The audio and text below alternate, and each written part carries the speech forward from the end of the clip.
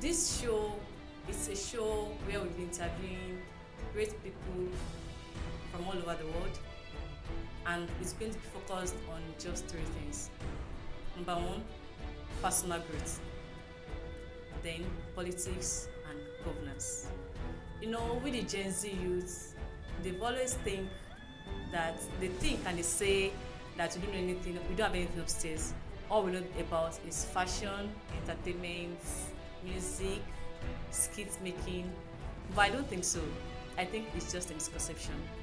Because the 2023 elections has really exposed the power of the Gen Z youth. So the conversation with Fola will be on the Gen Z youth. Talking about our personal growth, we'll be on this platform discussing about how we can build ourselves, how we can build our relationship with others, build families, build our careers, build our businesses, all sorts of things. Because it is time for us all to begin to do that which we are supposed to do, so as to make the world a better place. And on politics, you can see in 2023 elections how it all went. Our numbers speak volumes. They speak volume. And the thing is, we are not ready to back down. This is just the beginning. And from politics, move on to the governance. Speaking about several senators, House of Rep members, governors, even the president. If you are good, we'll talk about you. If you are bad, we'll talk about you. I am not afraid, and I have no reason to be afraid, because we have the numbers, we have the shoko, dangbana, owa loriwa, and it is time for us to come out straight and get involved in everything, because even Nigeria, we all know Nigeria, and we are of the highest population in this country. So it is time for us to get involved, and this is just the beginning. 2027 is almost here, and we are getting set, and we'll soon be ready. On today's episode, I have a very great person, but before I invite him to come over on board, I would like to give out a shout out to AM Up and Queen Ebere Gomwok Ijere of the RDM Records for making this possible. So today on this episode, we'll be discussing about 2023 elections, the concept and the misconceptions during the elections. A lot of things happen during the election, and I'm here to discuss it with an international public speaker, an Astute political strategist, and the United Nations Ambassador for African Youth and Children, Ambassador Abayomi Mighty. Please welcome with me as I welcome this great man of great honor, with a special being because he's so vast in several things. Yeah. Hello on your page, then hello on my page. Hello. He's so vast in several things. It's a rare privilege for me to have him here because he's got a lot of engagement. He has been to all the states in this country. He participated fully in the 2023 elections, and he has always been participating in the past elections. I've known him for almost a decade now. We are very, very close. Because he's my role model, and he's also a role model to several millions of youths out there, and he's always he has been the one bringing us up, teaching us a lot of things, inspiring us through his great acts of kindness. So it's a rare privilege to have you here on my platform. We are here for your program. Being my first guest is a very privilege. Thank you very much. It's a privilege for me. Thank you, sir. You're welcome, sir. Please say hello to our viewers. Oh, hello everyone. My name is Abayomi Mighty. Thank you very much for having me here. And I must say that it is a rare privilege to be on your program, knowing fully well that this is a program that has the potential of becoming one of the biggest political platforms in Africa. Your generation is very big. I was there. I was a very strong young leader. I started at a very tender age. So it's a privilege for me to be on your program. Thank you so much for having me. Thank you, sir. You're welcome, sir. Please, I know you do have a lot of things to say about yourself, but can you please just summarize it for us in a tiny bit? Okay. My name is Abayomi Mighty. My full names are Abayomi Mighty. My surname is Rotimi, and I'm a public speaker, a development expert. I work with NGOs as consultant. I am an activist. I'm also a politician, and I'm also a political strategist. And yeah, that's all about me.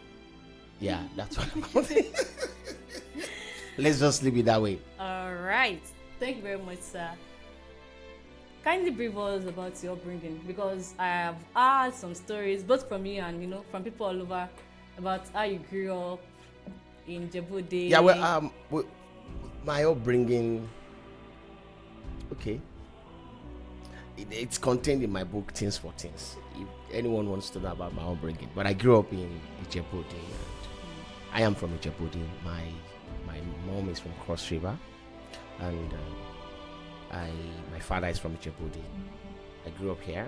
My primary school, secondary school, university education were all in Djibouti land. And yeah, I think that's all about me for now. I don't know. Okay. Actually, there's something I want to know about your upbringing, which I believe where I'm trying to get at. I don't know if how true they were. Maybe you can enlighten us about that. I had degree of, like, you growing up in Djibouti, it was a really kind of difficult,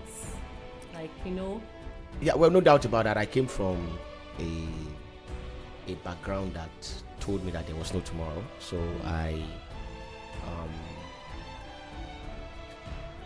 it's a sharp contrast, what I am today and what I am also aiming at becoming in the future. It's a sharp contrast of where I was coming from. Like, my background told me that there was no success ahead, and of course all my childhood friends are agberos today. Some of them are hard criminals, and and some of this includes my very close relatives, and but I turn out to be what I am today by God's grace. And it's one of the reasons why I'm so much concerned about the Gen Z's generation, because the breakdown we have now, there's a lot of breakdown. Your generation, only God will have mercy on you. Because your entertainment, you guys are so much crazy about entertainment. You're so much crazy about whatever that it's going to. You want things to happen fast and fast and fast. Yeah. And it's just, and it's very scary. It's something that bothers me a lot, because it wasn't like that in our own time, though it was already deteriorating in our own time, but it wasn't like that. Well, I think I came prepared to talk about politics, so I'm sure you've noticed that I don't really want to really go into my story and all that, but if you insist, I can still go deeper, but I think we should just focus on the politics for now. You can bring me on personal issues, then we can talk about it. All right. Thank you very much for booking up an appointment with us in advance. Okay, no problem. So let's put your upbringing, let's put aside, and let's focus on the issue we have at hand today, which is the 2023 elections, the conception and the misconceptions. So what can you say, because I'm so much aware that you were into the elections fully. So what can you say, like, what is your thoughts, your view generally on 2023 elections? Yeah, well, I was deeply involved in the Nigerian elections 2023. And when I say deeply, I mean deeply. Some of this, I may not be able to give in-depth analysis on national TV, knowing fully well that some of these issues are being trashed out at the tribunal. And first and foremost, Nigerian 2023 elections was an opportunity for the country to either move forward or move backward. So, and I cannot really say that the country has moved forward after the result of the 2023 elections. There were a lot of controversial things. And so, do you think the mandate was stolen from the people? Because you're saying you yeah, think. Well, it's dice. But I must be sincere with you, there were a lot of irregularities in the election. And this is the first time someone will win an election and the people are not happy about it. So for me, that tells you and the mystery in the 2023 elections, which, how can someone, it's exciting though, because it still doesn't mean Bola Tinubu didn't win the election. It may not mean that he won the election, and it may also mean that he stole the mandate. So I'm not in a position to say who did what. The courts will prove those ones. But I think it's cause for concern that he lost Lagos, he lost Abuja, and to Peter Obi. You know, okay, yeah, fine, of course, to Peter Obi. Because I give that. Okay, you what? I have so much love for the obedient people, and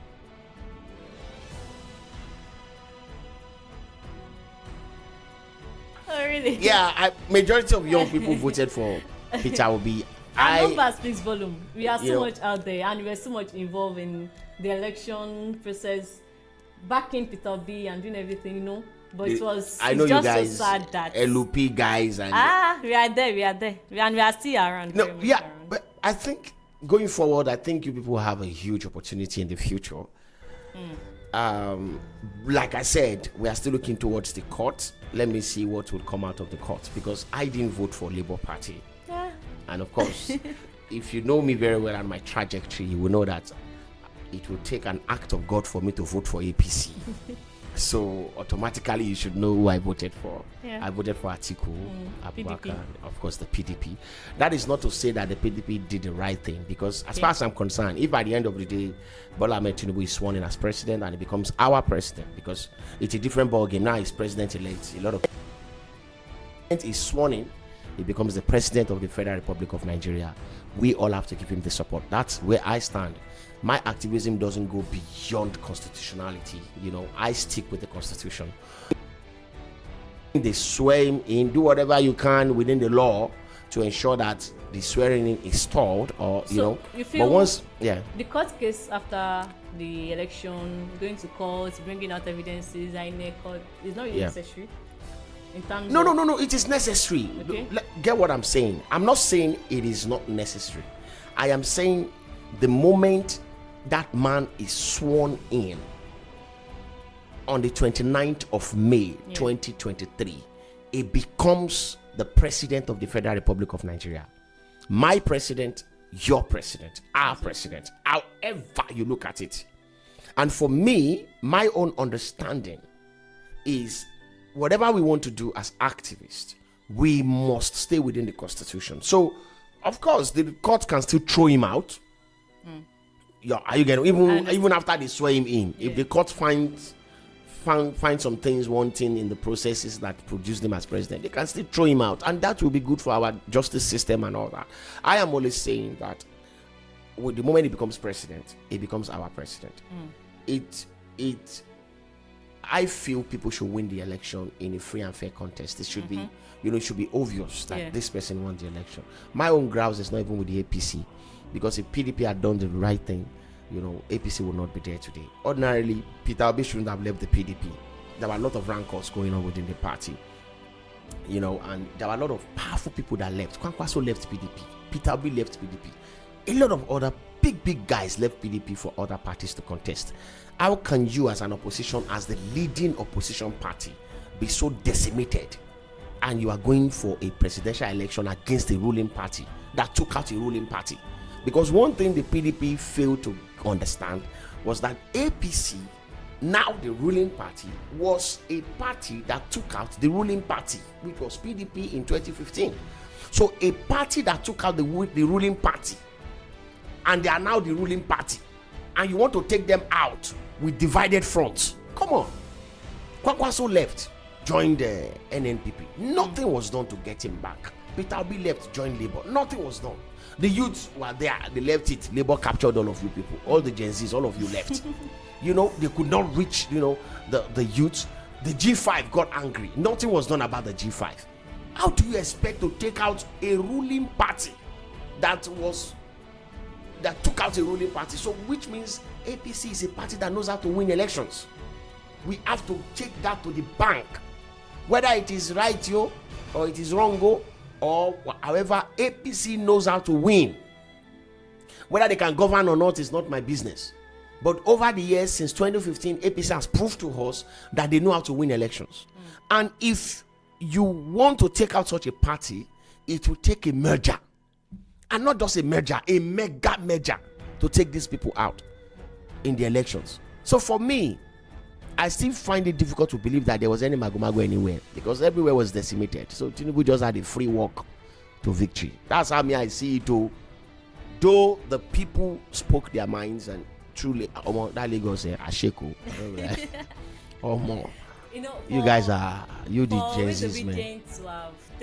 No. That was monumental, man. So technically, Peter Obi is the president of Lagos State. There is nothing anybody can do about that. He's the president. They say he even won FCT. Wow, that was huge. And a lot of people won elections, into National Assembly positions, even in the north. Exactly.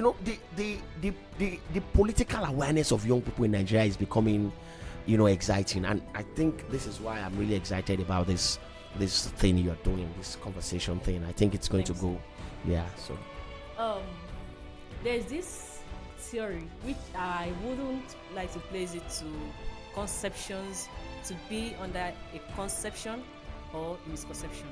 Okay. I'm not really sure, but having you, a great political strategist here before me, I would like to throw that token. I've had a story about the fact that votes counting, it's not really on the... Like votes doesn't count? Like, it doesn't count. No. I've had such thing, like... No. You LUP people... buying. No way. You LUP people has proved that votes count, Of course, votes count. LUP proved it. And una creso, like, seriously. Now we get down banana. Now we don't show. No. I'm shocked at what young people did in Lagos It's just the and beginning. FCT. And trust me, it is the beginning that if it is properly managed, you guys can actually produce the youngest president in 2027. Absolutely. For me, 2027 should not even be talking about anybody above 50. Yeah. We should be looking at somebody below 45. Of course. You've got the power. You've got what it takes. Vote do count. These people have mastered the act of remixing votes, actually, because I still feel that they still managed to manipulate some results. But it will become so difficult when the people come out en masse. I think that's the case of Lagos State. Yes, because if they had their way, they would have changed. Of course, definitely. They would have changed the result, but it was just too overwhelming for them to say that Labour Party didn't win Lagos State. And so for me, I think that's a revolution that, if maintained properly, can actually bring about a national rebirth in 2027. So well done, LUP people. Thank you. That's what this show is all about. Just to bring together the personal growth we are trying to enlighten the Gen Z youth about, the political aspect, the governance, put everything together and lead it to a directive, to bring a productive end. And it's all about 2027, because all about 2027. Definitely. Madu. Because we are fed up, and the most crazy part of this thing is that we are the ones this thing is affecting the most. Everything they are doing underneath that's coming up to the surface in terms of entertainment, putting on naked stalls, frivolous things that doesn't really matter. They are the ones doing it underground. All these old politicians, those that are in power, they are the ones doing it underground. Bring it to the surface, it's affecting with the Gen Z youth. Because most of my mates out there, they don't really have the capacity, they don't have the art to listen to words, to understand things. And that's why this show is here, so as to enhance the mind, so as to open up the mind and put in those words, those scarce words, rare words, unique words, to put it in there on the land in their art, so as to germinate and then bring out a productive living for them. So you are welcome once again, sir. Thank you so much. You are doing very well. Thank you. I would like to dear you, Ambassador Abayomi Mighty. I know you're Okay. from Ogun State. Yeah, I'm from Ogun State too. Yes. Ogun You're a State, we die here. You're a proud of good individual. And I know that very well. Yes. So I'd like to dare you because I want to ask you something about your governor, Okay. Governor Abayomi. I would like to ask you the right question. What do you think about him? Do you think he's a good governor? Has he been governed the state in a nice way, in a good way, or in the opposite, bad way? That's a very big question. Well, to start with, it will be difficult to judge a governor as being outrightly good Okay. or to say that he is outrightly bad because there are many factors that predetermine and eventually determines whether a governor is good or a governor is bad. If I'm to tell you my own stance about Governor Abayomi as a person, Yeah. I'll tell you that he's a very good person. And even if you want me to describe him as a governor, I'll tell you that he is perhaps the most gentle governor in the history of Ogun State. Governor Abayomi is extremely very gentle. He's a perfect gentleman. And I'll tell you why. There were a lot of complaints about his first-term government by the people. But I never, for once, in the first 4 years of that, that it's going to be ending, on May 29, I've never for once heard that a civil servant was fired, or somebody was beat up, or somebody was attacked because of what that person says against the governor. For me, it's a sign that he is a matured, his mind is matured. But I have a lot of reservations about his first term, because I was supposed to be part of his first term government by merit. Yes. Of course. Why did you say of course? Because I know you, so I know your records. I know things you've achieved even before you grew up at a very tender age. So I know a lot of things that you've achieved. yeah, so definitely you should be on the you know, cabinet. I know there is this nonsense that has to stop in Nigeria. I'm still talking about Abayomi's administration. There's this nonsense that has to stop in Nigeria, and they believe that you have to be directly involved in someone's emergence to become part of his government. For me, it's absolute nonsense. It is absolute nonsense. When I contest for power in the future and I become whatever I want to become, whoever that even worked against my emergence as whatever I want to become, so long I know that person has a good idea of what he's talking about, I will invite that person into my government. We need to stop that belief system that says, oh, he was never part of the process. Not to even talk of the fact that I was part of the process for his emergence in 2019. I was actively involved. And at the end of the day, they said I was not a member of the APC and blah, blah, blah. And whatever happens, I don't know. By and large, I think the first time, if I'm going to score him, I'm not going to score him so high. Maybe 50.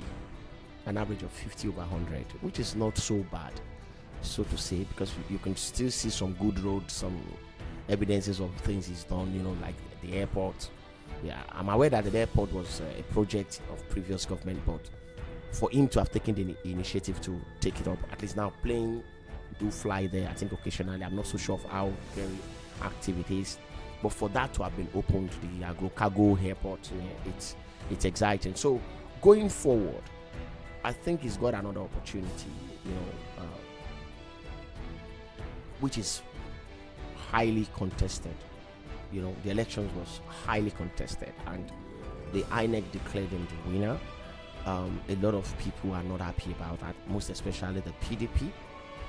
The LUP people worked with the PDP, in these elections, and there is a very wide belief that he didn't win the election, that the mandate was stolen and all that. So it's still in the books.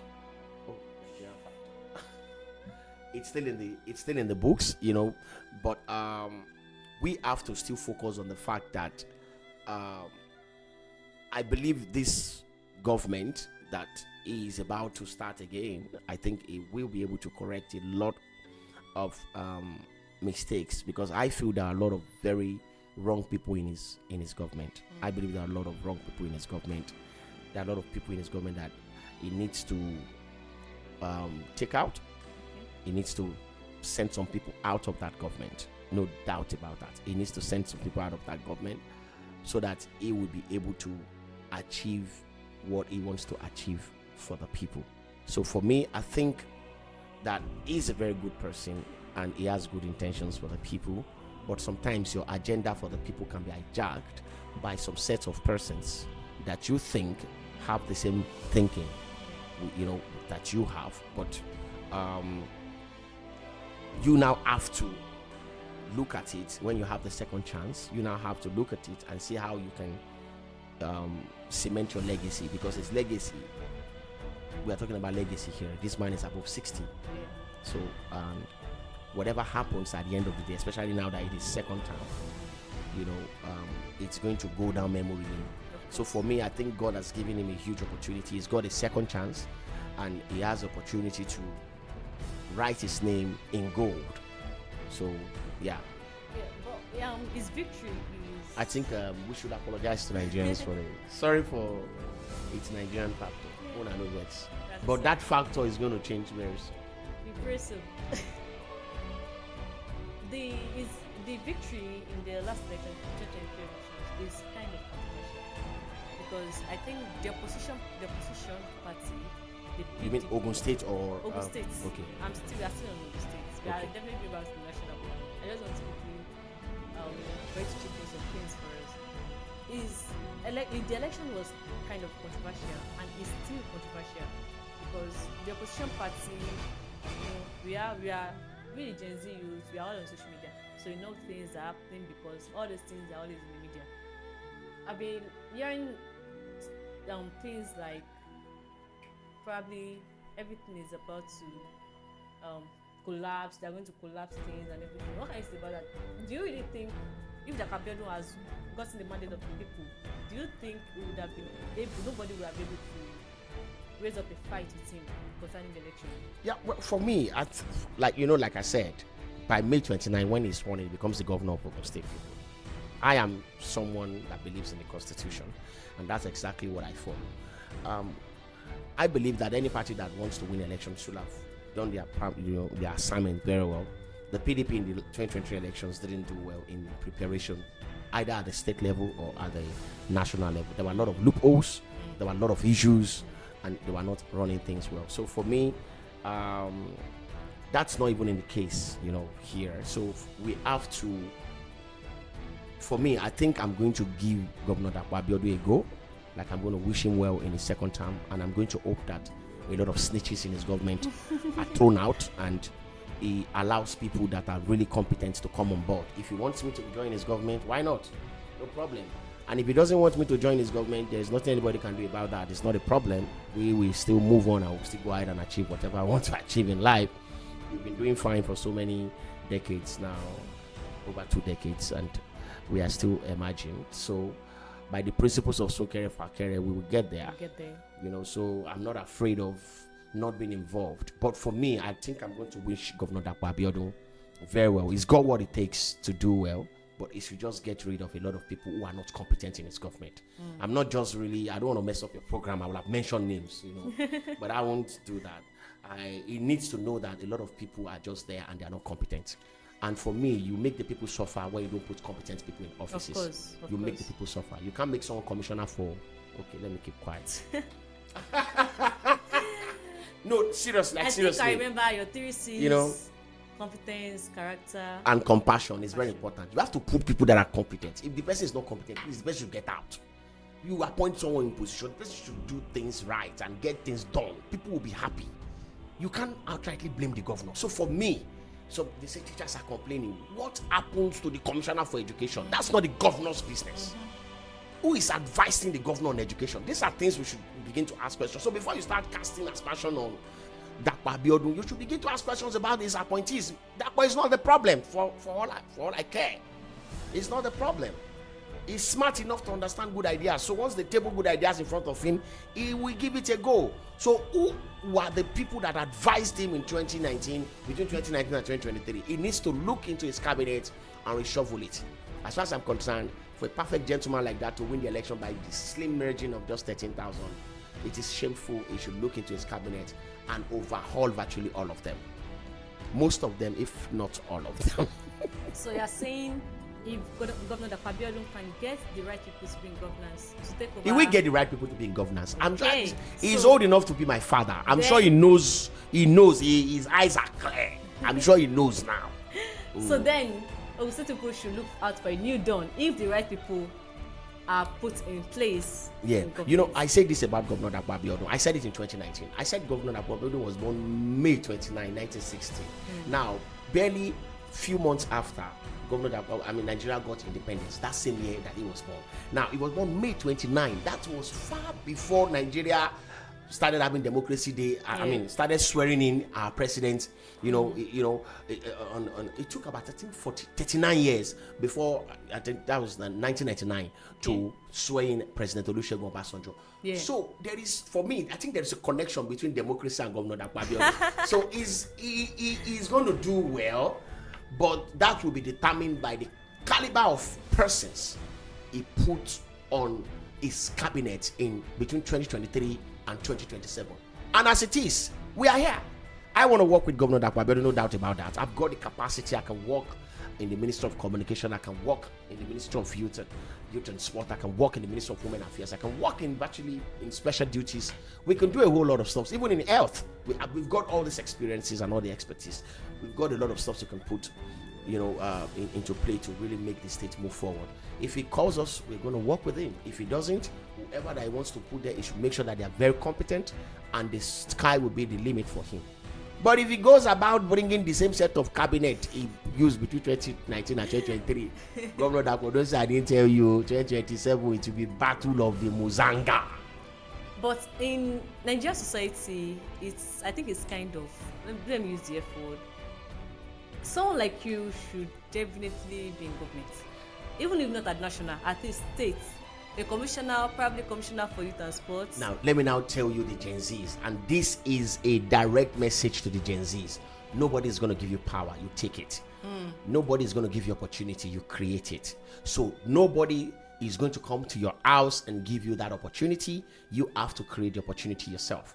It takes exceptional leaders to create opportunities for others. So for someone like me, I have that challenge of ensuring that we create opportunities, and we are moving on. We are pushing things. We are creating opportunities. We are breaking barriers. We are getting there.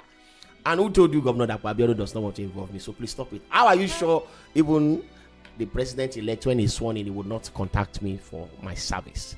Because between 1995 and 2020, whatever now, I'm a father. I'm a factor, no doubt about that. So we are really looking at that, and hopefully, so your generation should also think in that regard. Don't let us wait for somebody to appoint us or whatever. We are going to create opportunities for ourselves, and we're going to try to see how we can penetrate this government and begin to put in our competence into work so that we can move this country forward. You cannot outrightly blame a governor or a president. It's a collective responsibility. Because if we don't create opportunities for ourselves, nobody will.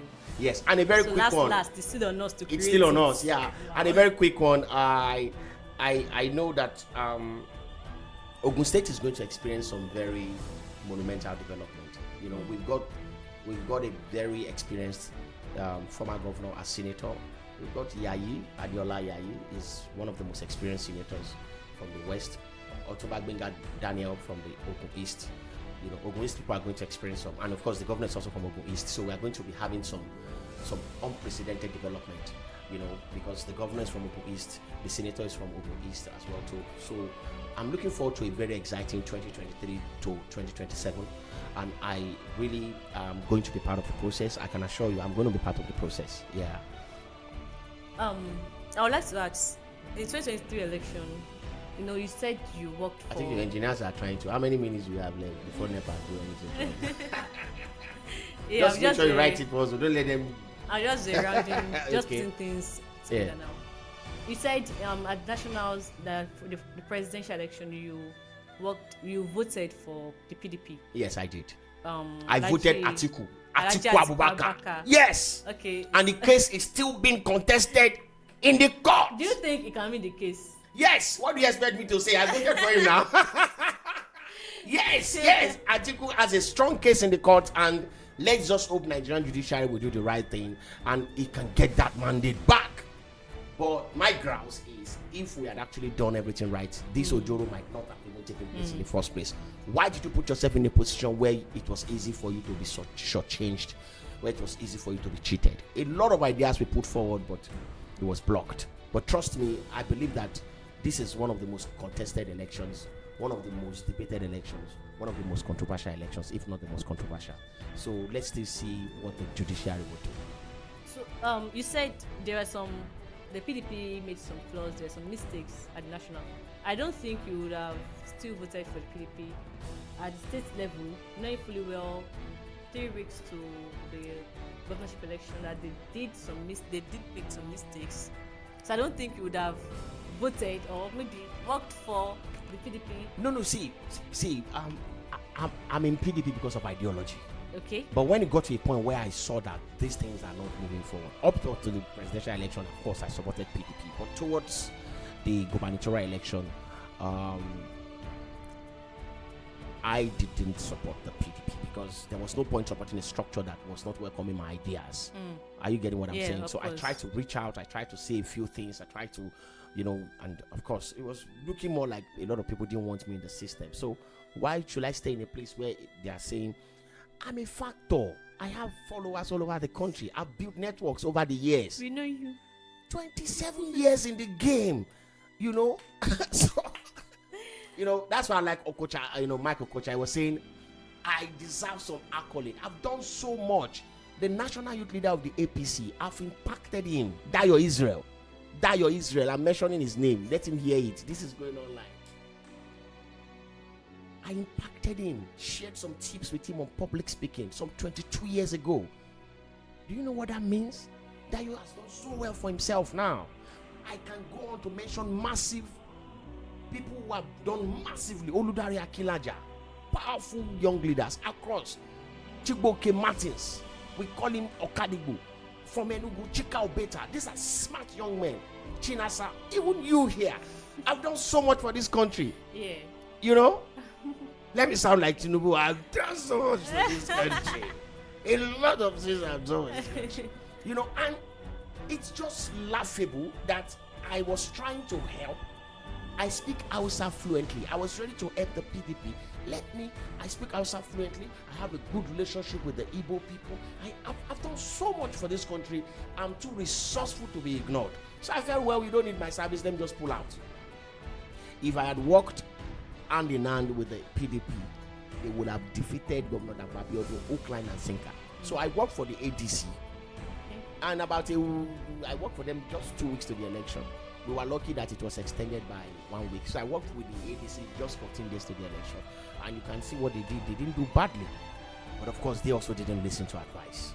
So at the end of the day, all of them get, now God will have mercy on these people. But even at that, we still have to keep pushing. And that's the beauty of the elections. We learn forward. Going forward, we learn. I didn't join the APC the ADC as a member. I only worked for them to see if we could actually create a new government. But of course, they lost the election, and that Governor Abayomi the PDP are not ready to listen. A new party that I joined in Ogun State is not ready to listen. So I didn't join them. I worked for them as a consultant. Them. Yes. They were not ready to okay, you're asking me the party I'm going to? No, not really, but are there any political party that listens to? Between you and I think I'm falling in love with APC. But I know you do have a grasp with APC for years. We are not so. Between you and I, even if you read in my book Tom Revolution, I made it clear that I don't have a problem with APC leaders. I don't have a problem with APC leaders. And personally, now this is going to choke some people. I love Tinubu.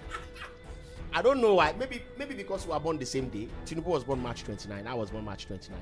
I wouldn't know why, but I really liked him so much. I liked him. I like him. I still do like him. Wow. And for giving us Fashola, I just fell in love with him. This man knows how to identify talent. So Yeah, I felt that's true about him. maybe it's time for me to go and meet you know, because he really knows how to identify talent. Between you and I, apart from the fact that the election was, you know, marred with a lot of irregularities, trust me, Bola Ahmed Tinubu is going to do very well. In terms of good governance, I can tell Nigerians to go to sleep. Bola Ahmed Tinubu is going to do very well. That is not to say that the process was, you know, it's not questionable. But the other time you said PDP opposition party, the case in court, that PDP will win the case. And now you're telling us that you like Tinubu. So are you saying you like Tinubu as a person, not in terms of his You need to get, you know, you need to get my point. Okay. I like Tinubu as a person. Okay. And trust me, I love APC Lagos. Because APC Lagos was ACN. I don't know, you the Gen Zs, you may know the song. There was this song that said, Baba ni governor, wa batunde fashola. Ye fashola, Baba ni governor. You know, this guy came and Fashola mesmerized the whole world. He was an excellent governor who discovered Fashola, Tinubu. Are you getting what I'm saying? Yeah. So Ambode came, he knocked out everybody. Did so well. Who discovered Ambode? Ambode was not removed because he was not a competent governor. He was removed because they had internal issues within the party. But when it comes to competence, Ambode delivered. Hands down. Now, Sanwo-Olu came on board. Have you listened to Sanwo-Olu talk? This guy is clinical in his analysis. But talking about Ambode, these are smart guys. Talking about somebody, you said he was a competent governor, but he was removed because he had internal issues, and that's the issue. I don't know, it's allowed. For instance, you cannot, no matter how smart you are, you have to, you know, obey the rules of the party. It's very important.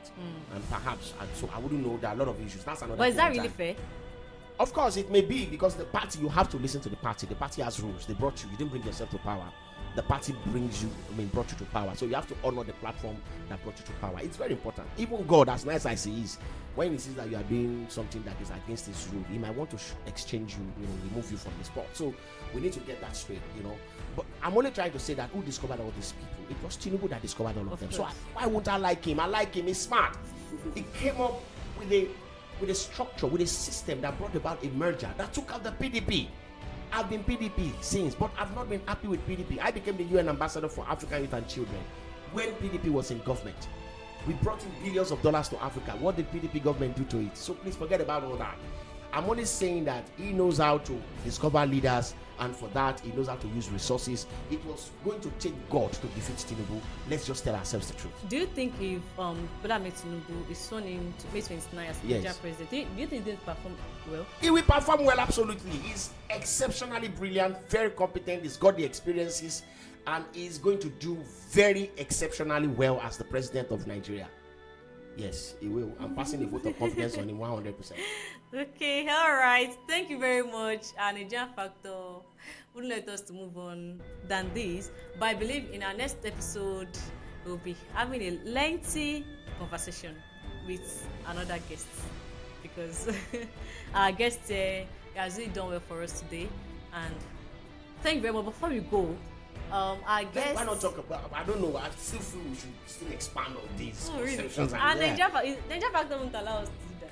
No, I'm talking of next episode. Okay. If you invite me, I can. I'll be so glad to have you on board again, sir. I'm so glad to have you. It will be my pleasure. That'll be next week Saturday. It will be my pleasure. Thank you very much, sir. Ambassador Abayomi Mighty wrote a book in the heat of the 2022 election, just to know how brilliant he is. In the midst of it all, he still wrote a book titled Tomb Revolution. This is a copy of the book. Can you just brief us about the content in this? Yes, well, Tomb Revolution is a book I wrote about Nigeria because I thought of what we've gone through and the need for the Gen Zs to understand their country. So I came up with Tomb Revolution, where I correctly predicted what was going to happen. And even me, I am shocked because everything I wrote here played out in 2023 elections. Wow.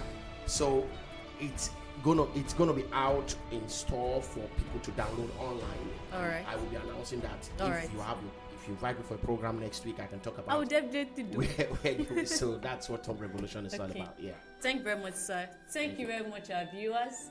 I will still be here next week Saturday, still discussing more on politics, because our guest here, he has so much in stock for us, and he's ready to give out his time for us to still enhance, to still expand on this concept of the conceptions and misconceptions of the 2023 elections.